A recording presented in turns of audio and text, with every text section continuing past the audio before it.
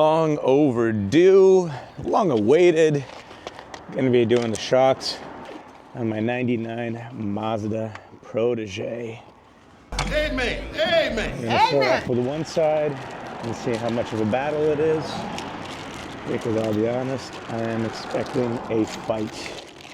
There's so many ways to jack up a car. And I'll be honest, I'm doing it the laziest way.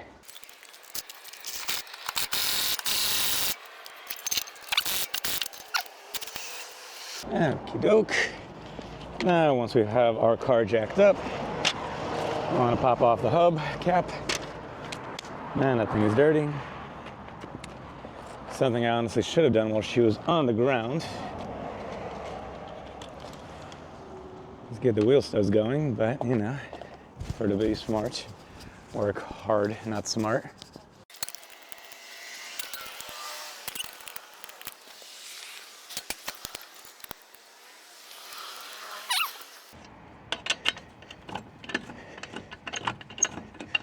And I just popped the wheel off. Already eyeing it as my chair, my work chair for today. Yeah, there I go. This is honestly, I do this way too often. I already got the gloves. They're in my pocket. Like, all I have to do is just take the extra 2 seconds to put them on.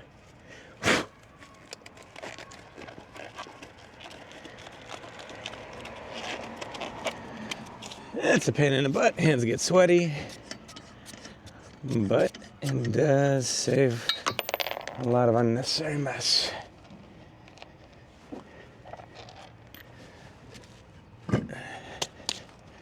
Alrighty. Now we get access to the patient. If you can, try to get yourself one of these. It's a magnetic dish. All your parts stay in there. And you can just clip around anything. Makes life a lot easier. Also, got the sway bar links, so we're gonna do the sway bar also. Alrighty, let's see if we can just break these free. It's gonna be a 17 mil. Alright, so I see some movement.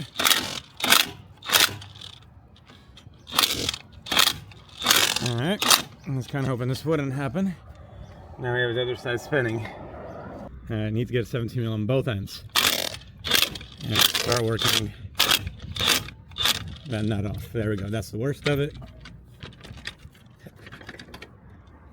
And hopefully I can get my socket back. Man, she just makes everything so fun. Classic.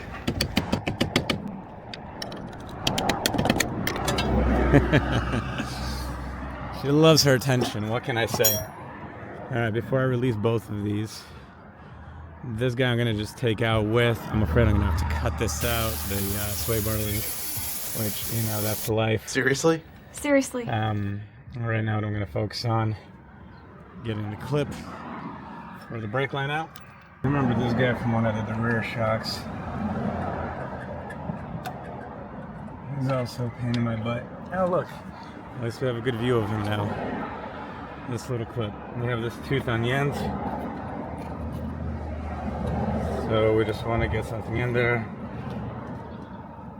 that we can pry out with.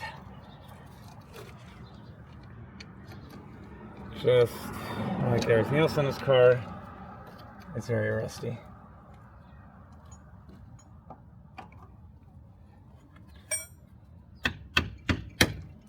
There we go. Just again, careful when you do it. You do not want to in any way damage the brake line.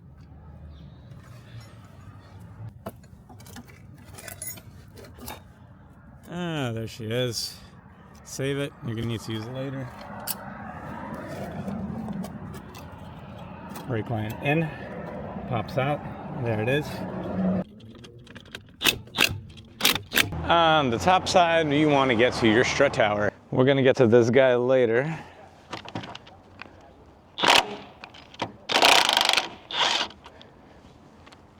Boom. Amazing. Boom.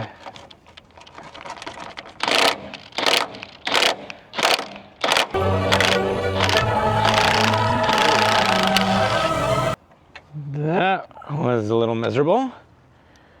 Alrighty.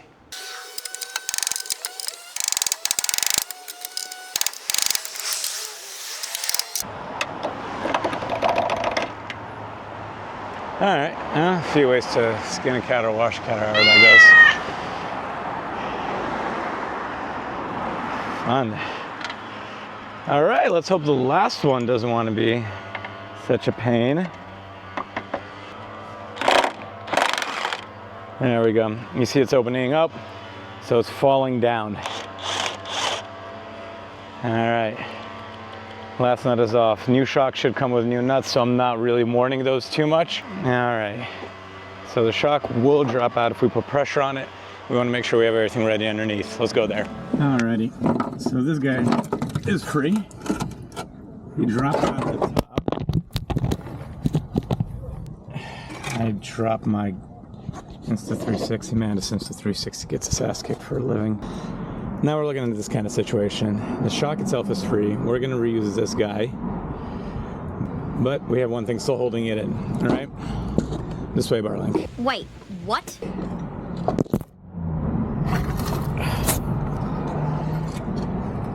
And there's only one way the sway bar link is coming out.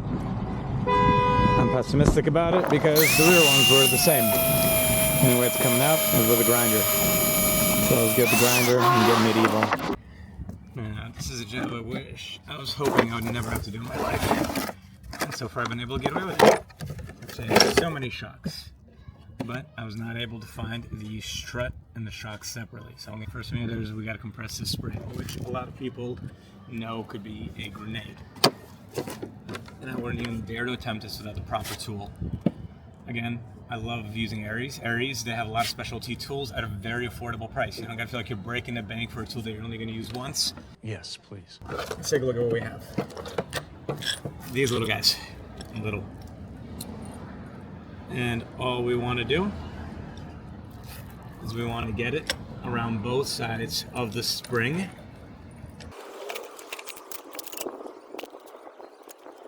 And we're going to take and now compress it. There's two of them, so you get one on every side. Spring is under a lot of tension, so you want something that is going to be tried and true. Once you put it onto the spring, make sure you move this guy out, this little tooth. You have the same one on this side. This way it's gripping around the spring.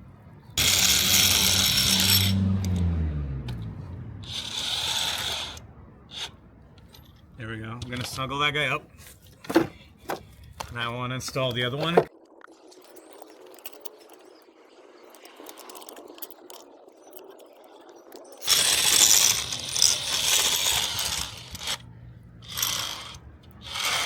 And I don't know if you can see this, but as I tighten them up, the spring compresses.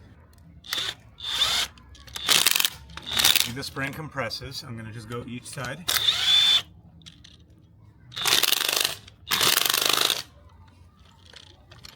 And just keep compressing them evenly.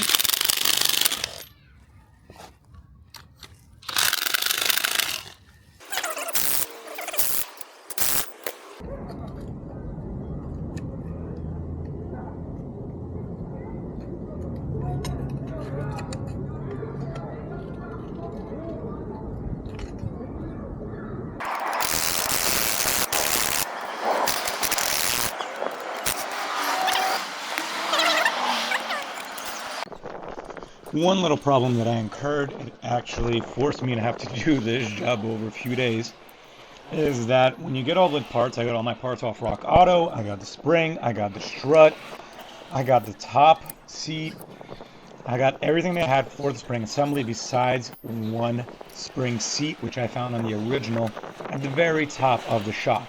And it's pretty much just a rubber piece that goes between the spring on either side.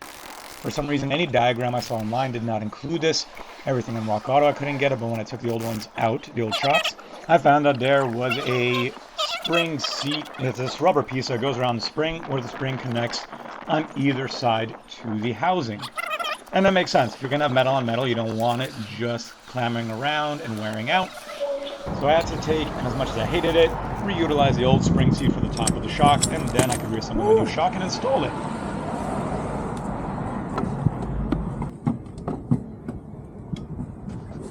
Once you have your new shock assembled and you're ready to install it, we just want to do the steps in reverse. We're going to take, first of all, position the shock. It helps if you have someone there so they can thread on the top.